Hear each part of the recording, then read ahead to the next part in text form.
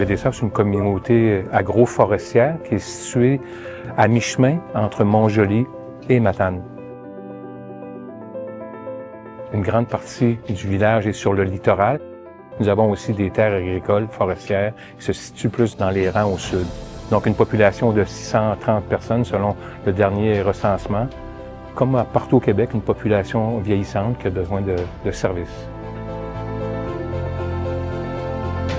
Baie-des-Sables est connu pour son dynamisme, est connu aussi pour son accueil. Puis il y avait 2 hôtels, il y avait des bars, donc ça bougeait beaucoup. On avait 2-3 épiceries, on avait des commerces à Baie-des-Sables. Avec la centralisation des commerces, mais tout ce tissu-là s'est désagrégé. Fait que c'est pour ça qu'aujourd'hui, on mise beaucoup pour être en mesure de maintenir ces services de proximité-là dans notre communauté.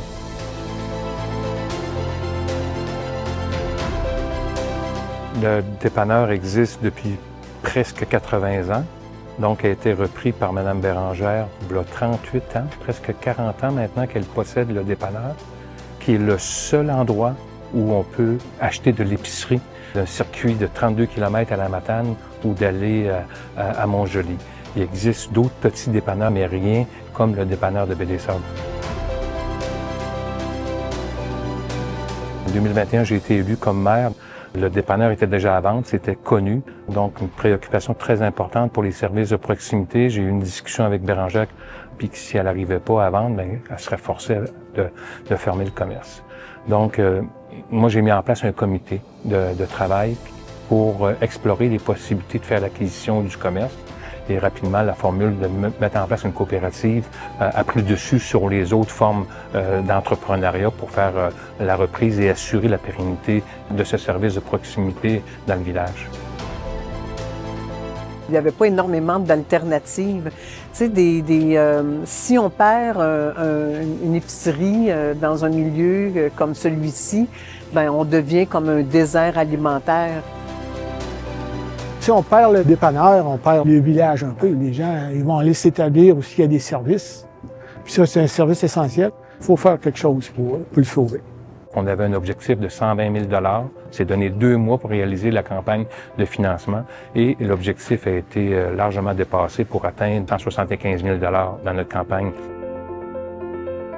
La CDRQ était là pour accompagner les membres du comité dans toute l'information et la formation sur le fonctionnement d'une coopérative et aussi des obligations d'une coopérative envers ses membres et les obligations des membres envers leur coopérative. Donc, ça a permis de démystifier ça. On est sollicité pour accompagner dans le pré-démarrage. Puis le pré-démarrage, bien, ça signifie de consolider le projet d'affaires. On développe un plan d'affaires, des études de faisabilité, des montages financiers, des partenaires éventuellement bailleurs de fonds. Alors, c'est toutes ces démarches-là qui sont faites dans un pré-démarrage pour lesquelles j'ai accompagné le comité en question jusqu'à leur démarche de constitution. La démarche de constitution, elle, est faite quand le projet est vraiment, on dit, financièrement attaché. Donc, on a attaché toutes les ficelles au niveau corporatif. On a créé la coopérative le 14 février 2024 et par la suite, tout le financement était complété et on a dit à la population, maintenant, c'est votre tour. Ça s'appuie sur 2 éléments.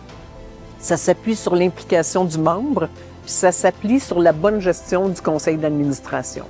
Alors, si ça, puis c'est présentement le cas, là, si ça perdure dans le temps, un conseil d'administration qui gère bien et des membres qui continuent de s'impliquer, c'est un gage de succès pour le moyen et le long terme. Il ne faut pas que les gens aient peur. C'est très complexe de bâtir une entreprise. C'est très complexe de bâtir une coopérative, mais il ne faut pas avoir peur de ça. Il existe des ressources externes. Il ne faut surtout pas avoir peur de demander des conseils. C'est ça la clé du succès. Et par la suite, il ne faut jamais éviter d'informer la population. Parce que c'est eux qui vont faire en sorte que le projet va prendre forme dans leur esprit. Et au moment de déclencher l'opération, ils vont être présents.